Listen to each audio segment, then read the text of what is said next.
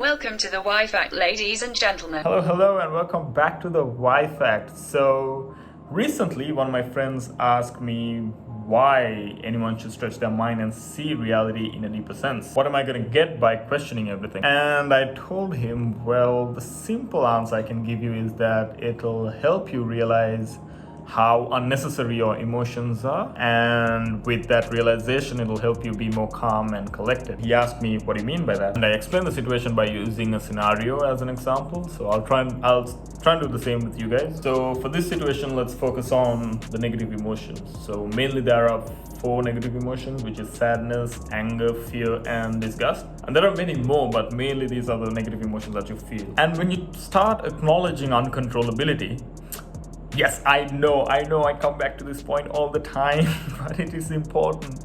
So when you start acknowledging uncontrollability, you realize that your emotions are really unnecessary. Majority of the time that I experience these negative emotions are when things or when something doesn't go the way I want it. And like I said before, let's take a scenario or a situation for an example. I got some lighting going on. Let's say I catch a fever before having to meet up with some of my friends over the weekend. Well, the responsible me will not attend now, will I? And now I'm in a situation where I can't afford to meet my friends. And this small scenario can actually bring out a few negative emotions out of me, such as fear, anger, and sadness. Why? Because my mind experiences uncontrollability and it hates that, hence bringing out the negative emotions. Think about all the times you have felt sadness, anger, fear, or disgust. What do these situations have in common?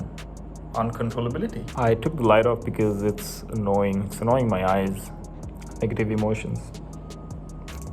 You were given a situation or you were given an outcome that you cannot control or that you are not in control of. In the example that I talked about, I didn't want to get sick, but I did. I wasn't in control of the 5 W's of the situation, but it is what it is. Most of the times you don't get emotional when you aren't able to satisfy a need, but rather you get emotional when you aren't able to satisfy a want, a desire. Now, in the same scenario, let's say I acknowledge that ultimately I am not in control. I am not in control of death, sickness, aging, and breathing. If I was, I wouldn't have gotten sick. Now, I ask myself, if ultimately I am not in control, then what's the bloody point in me getting emotional for something that happens at random? What's the point in me exercising my mental for negativity in such events? It's pointless. For trying to control your emotions, try and understand your emotions. Try and realize what's going on. Then when you come across a situation where your negative emotions are required,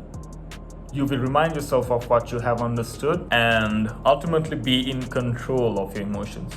Not because you're forcing yourself to control them, but rather because now you've understood the reality of your emotions, or rather your negative emotions, and now you're more in control. And that's one way as to how thinking in a deeper sense will help you. It'll help you be more calm and collected. And that's the end of this video.